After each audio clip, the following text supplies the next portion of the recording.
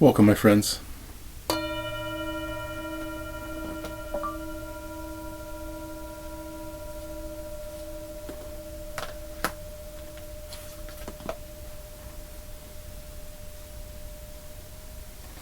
Welcome to Touching the Edge. Thank you so much for joining today. My name is Drake, and I'm so pleased to be here. I'm pleased to be here because we are focusing in this process of doing things for their own purposes and recognizing that when we bring all of our energy into what we do, we can make a difference in the world. And so I want to encourage you by being in contact with encouraging literature. And one of those elements I find really encouraging is the book, The Count of Monte Cristo. Remember that book, The Count of Monte Cristo? I think it was written by Alexander Dumas. And, he was also a very interesting character, by the way. He's French, but like his father was, I think, African. His father was one of Napoleon's generals. So in any case, The Count of Monte Cristo, which, we've talked about in the past, is this huge, adventure story. And one of the elements, it's very interesting. It's interesting that the movie is different than the book.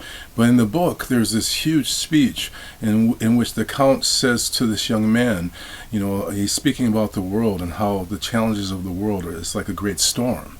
And he says something to the effect that, speaking to the challenge of living in the world, he says, "Do your worst, for I will do mine." Do your worst, for I will do mine. And I think it's kind of interesting because the language is different and framings are different. But when he's talking about do your worst, he's talking about all the challenges of life. And having this sense, so many times we're sort of living in fear of what might happen. He's completely letting go of that fear. What he's doing is he's channeling all of his energy, everything he sees that feels wrong in the world. He brings that energy to bear in his own life to make a positive difference. He's focused in his own actions, not the actions of other people. So much so that he's almost got a peace. He's not like always sort of reacting. He's always in response to his deeper sense of mission. And so this is what I want to suggest for us. Let's focus in what we're doing. When we see everything going on in the world, let's take that energy, that feeling of disruption, and apply it with intention into our own life, into a positive expectancy. And recognize that by relaxing into the moment as it is, we can find a joy that gives us freedom. So when we see the worst that's going on in the world, it can actually support us into leaning into freedom and experiencing this world of abundance. So when the world does its worst, you do your best. So anyway, thank you so much for joining.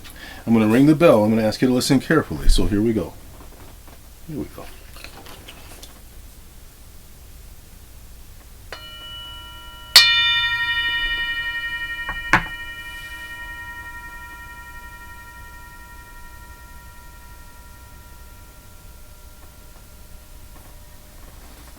When the world really feels bad, we can be our best. Thank you so much for joining. Please be part of this circle.